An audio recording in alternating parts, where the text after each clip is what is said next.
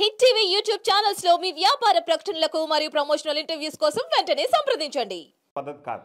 నేను చెప్పేది ఏంది, మీరు ఏమన్నా ఒకటే మాట, మాకు సంబంధించినటువంటి ప్రజాప్రతినిధులకు మైలేజ్ రావాలి అంటే వాళ్ళు చెప్పిన పని జరగాల, వాళ్ళు చెప్పింది చేయాలా. అది అన్యాయమైనా అక్రమైనా ఏమైనా సరే తెలుగుదేశం పార్టీ వాళ్ళు వచ్చి ఇదిగో ఇది అన్యాయమైనా సరే చేయండి అంటే మా ఎమ్మెల్యేలు మీకు చెప్తారు, మీరు చేయండి. దాంట్లో న్యాయాన్యాయాలు విచారించాల్సినటువంటి అవసరంలే. అంతిమంగా మా ఎమ్మెల్యేలకు మంచి పేరు రావాలా, చెడ్డ పేరు వచ్చినా చెడ్డ పనులు చేసినా మంచి పేరు రావాలా, మైలేజ్ రావాలా. దాని ద్వారా మళ్ళీ మా వాళ్ళు గెలవాలా, మళ్ళీ నేను అధికారంలోకి రావాలనేటువంటి దుర్మార్గమైనటువంటి ఆలోచన తప్ప ప్రజలకు స్వచ్ఛమైనటువంటి పాలన అందించాలనేటువంటి దాని మీద మాట్లాడకుండా ప్రజాప్రతినిధులకు మీరు వంతపాడండి అని చెప్పి ఒక ముఖ్యమంత్రి స్థాయిలో ఉండేటువంటి వ్యక్తి మాట్లాడడం అనేటువంటిదే ఇది చెప్పుకోవడానికి మీడియా సమావేశాల్లో మాట్లాడడానికి కూడా సిగ్గుగా అనిపించేటువంటి పరిస్థితి. అదేవిధంగా ఒక మాట చెప్పాడు, స్కూళ్ళల్లో డ్రాప్ అవుట్లు తగ్గించాలి, ఎక్కడన్నా పిల్లలకైనా స్కూల్కి పోకపోతే వాళ్ళని ప్రభుత్వ పాఠశాల మాత్రం చేర్చకండి, ప్రైవేటు పాఠశాలలో చేర్పించండి అన్న. అంటే దాని ఉద్దేశం ఏంది? ప్రభుత్వ పాఠశాలలు అయితే డ్రాప్ అవుట్లు పెరుగుతాయి, ప్రైవేటు పాఠశాల అంటే నేను ప్రభుత్వ పాఠశాలను నడపలేకపోయేటువంటి బలహీనమైనటువంటి నాయకత్వం నాది, సమర్థవంతమైనటువంటి నాయకత్వం కాదు, కాబట్టి మీరు వాళ్ళని తీసుకెళ్ళి ప్రైవేట్ స్కూళ్ళల్లో చేర్పించేయండి అని చెప్పకనే చెప్పినటువంటి పరిస్థితి. అంటే ఈరోజు నువ్వు చెప్పేది ప్రైవేట్ స్కూల్ మాత్రం బాగా ఉండాలా, ప్రభుత్వ స్కూల్ మాత్రం దాదాపుగా మూతకు రావాలనేటువంటి ఆలోచన ఈరోజు కనిపిస్తుంది. అదేవిధంగా ఈరోజు పిల్లలకు సంబంధించి చెప్తున్నాడు, మీరు ఇప్పటికే జాప్యమైంది ఇవ్వండి అని. నీ గవర్నెన్స్, నీ పరిపాలన, జగన్ గారి బొమ్మ ఉంది కాబట్టి ఆ బొమ్మ ఉన్నటువంటి కిట్లు ఇవ్వకూడదు కాబట్టి స్కూళ్ళు తెరిచే నాటికే జగన్మోహన్ రెడ్డి గారు విద్యాదీవెన కిట్స్ రెడీ చేసేవాళ్ళు. పిల్లలు స్కూల్కి వెళ్ళేటప్పటికి వాళ్ళ కిట్లు అందజేసేవాళ్ళు. ఈరోజు ఆ కిట్లు అందజేయలేక నీ మనసు ఒప్పుకోలేక ఒకసారేమో జగన్ గారి బొమ్మ ఉందన్నావు, ఒకరోజేమో ఏదో అవినీతి జరిగిపోయిందని చెప్పి దాని మీద అనేక రకాలైనటువంటి అసత్య ఆరోపణలు చేసి ఏదో ఒక విధంగా పిల్లలకు సంబంధించి 3 మాసాలు దాదాపుగా అయిపోతుంటే వాళ్ళకి సంబంధించినటువంటి ఏవి కూడా ఇవ్వకుండా కొన్ని జిల్లాల్లో ఇప్పటికీ కూడా ఈ స్కూల్కి సంబంధించినటువంటి కిట్స్ పంపిణీ చేయకుండా నిలిపివేయడానికి కారకుడు నువ్వు, నీ నిర్ణయాలు కాదా అనేటువంటిది చంద్రబాబు నాయుడు సమాధానం చెప్పాల్సినటువంటి అవసరం. ఇంకోటి తీసుకొచ్చాడు, సంపద సృష్టించడం అంటే ఏంది అంటే అందరం ఎగచూసాం. చంద్రబాబు నాయుడు సంపద సృష్టించడం అంటే ఎట్లా సృష్టిస్తాడబ్బా మాట్లాడుతూ చెప్పాడు, 14 లక్షల కోట్ల అప్పు ఉంది, సంపద సృష్టించడం నాకు తెలుసు, కాబట్టి సంపద సృష్టించి పేదలకు పంచుతానన్నాడు. ఈరోజు అదే నోటితో ఏం చెప్పాడంటే మీరు హైవేలన్నీ, స్టేట్ హైవేస్ అన్నీ టోల్ గేట్లు పెట్టండి, ప్రభుత్వ ప్రైవేటు భాగస్వామ్యంతో నడపండి అంటే పేదలకు నువ్వు సంపద పంచినట్ట దోచుకున్నట్ట వాళ్ళ దగ్గర నుంచి. ప్రజల నుంచి నువ్వు సంపద ప్రజలకు పంచాలనేటువంటి ఆలోచన చేస్తున్నావా, దోపిడీకి పాల్పడుతున్నావా? ఈ భారం అంతా ఎవరి మీద పడుతుంది? ఆర్టీసీ బస్సులో పోయినప్పుడు నువ్వు దోచుకుంటే దానికి సంబంధించినటువంటి భారం ప్రజల మీదనే పడుతుంది. దాంతోపాటు నువ్వేం చెప్పావు, అవుట్సోర్సింగ్కి ఇచ్చేయమన్నావు, మెయింటెనెన్స్ మొత్తం ప్రైవేటీకరణ, విద్య వైద్యం, వైద్య సేవలు, విద్య వస్తే ప్రైవేట్ స్కూల్లో చేర్చమంటే వైద్య సేవలు నేను అప్పుడే అవుట్సోర్సింగ్ పెట్టాను కాబట్టి మరలా అవుట్సోర్సింగ్ విధానాన్ని కొనసాగించండి అని చెప్పి నేను కలెక్టరల్ కాన్ఫరెన్స్లో చెప్పాడు.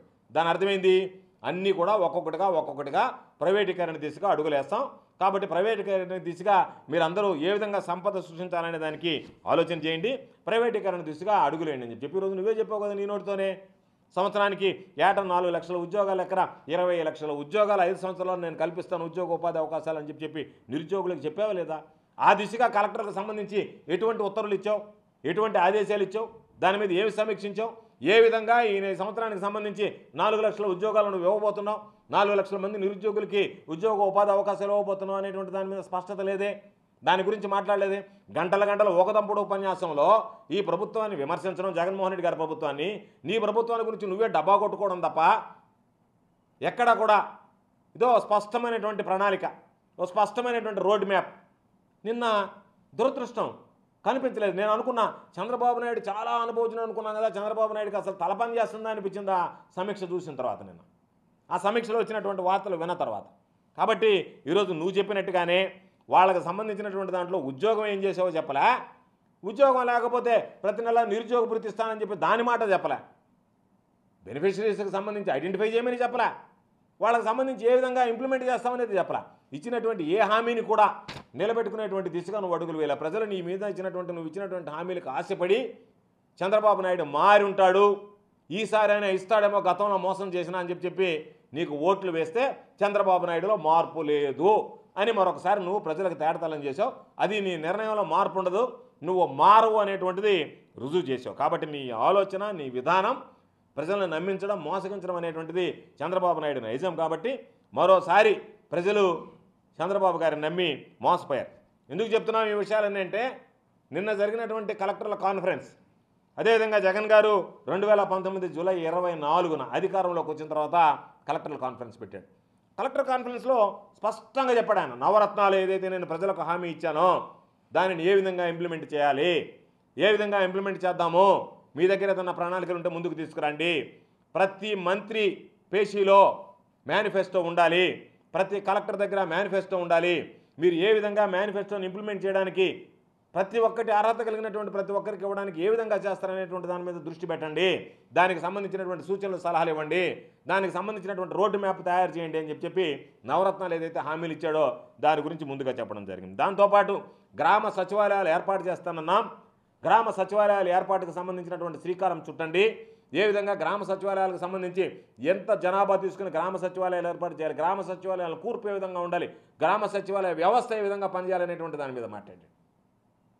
వాలంటరీ వ్యవస్థను తీసుకొస్తాం, కాబట్టి ఆ వాలంటరీ వ్యవస్థ ద్వారా ప్రజలకు ఏ విధంగా సేవలు అందించాలి, అన్ని ప్రభుత్వ సేవలు ప్రజలకు ఏ విధంగా చేరువుకు వెళ్ళాలనేటువంటి దాని మీద దృష్టి పెట్టాడు. రేషన్తో సహా ఇంటి దగ్గరికి వెళ్ళాలనేటువంటి దాని గురించి ఆలోచన చేశాడు. వైద్య ఆరోగ్య రంగంలో విప్లవాత్మకమైనటువంటి మార్పులు తీసుకురావాలి, ప్రతి సచివాలయానికి అనుసంధానంగా ఒక రైతు భరోసా కేంద్రం, ఒక హెల్త్ క్లినిక్ ఉండాలనేటువంటి దాని గురించి ఆలోచన చేసి వైద్య రంగానికి సంబంధించి, విద్యా రంగానికి సంబంధించి ప్రత్యేకమైనటువంటి దృష్టి పెట్టి స్కూళ్ళ రూపురేఖలు మార్చాలన్నటువంటి దిశగా ఆలోచన చేశాడు.